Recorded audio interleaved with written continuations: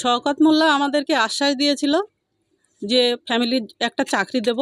ওটা চাকরি নয়, চাকরির নামে আমাদেরকে ধোঁকা দিয়েছে। কারণ আমরা যাতে এই কেসটা আবার মানে সিবিআই না করি এবং কেসটা বাড়াবাড়ি না করি, আমাদেরকে চেপে দেওয়ার জন্য আমাকে চাকরির নাম করে একটা ছলনা করে গিয়েছে।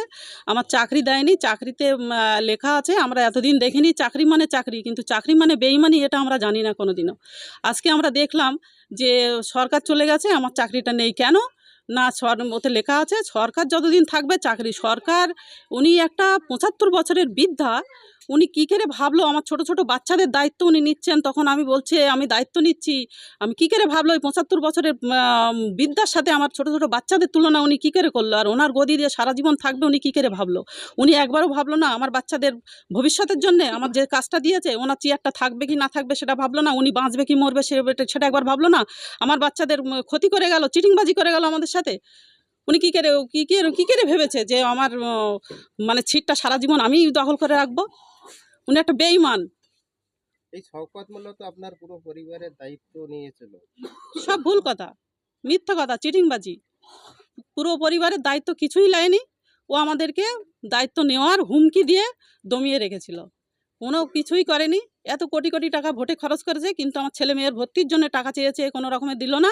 ১০,০০০ দিচ্ছি, ২০,০০০ দিচ্ছি করে মাত্র ৩০,০০০ টাকা আমাকে দিয়েছে। কোনো কোনো আমাদের উপকার করেনি। ও হুমকি দিয়ে ও নিজের জায়গাটা তৈরি করার জন্যে, আমাদের মুখ চেপে রাখার জন্যে এইসব আশ্বাস দিয়েছিল। এই নূতন যে সরকার, যে মুখ্যমন্ত্রী আছে শুভেন্দু অধিকারী, এই সরকারের কাছে নূতন যে সরকার কি দাবি হ্যাঁ, আপনার? সরকার তো অনেক ভালো ভালো কথা বলছে।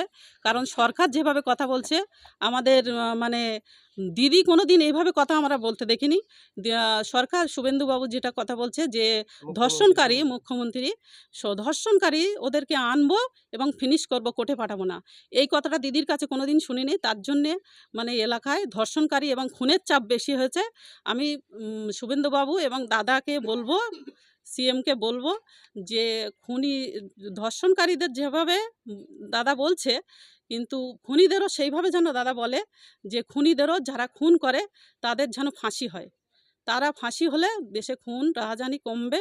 দাদার কাছে আমার এটাই অনুরোধ, এবং আমার কাজটা যাতে আমি ফিরে পাই সেটা আমার সরকারের কাছে আমার অনেকটা আশা আছে, এবং আশা রাখছি সরকার যাতে আমার কাজটা ফেরত দেয়। আমার নাম খাদিজা বিবি, আমি রাজ্জাক খানের ওয়াইফ।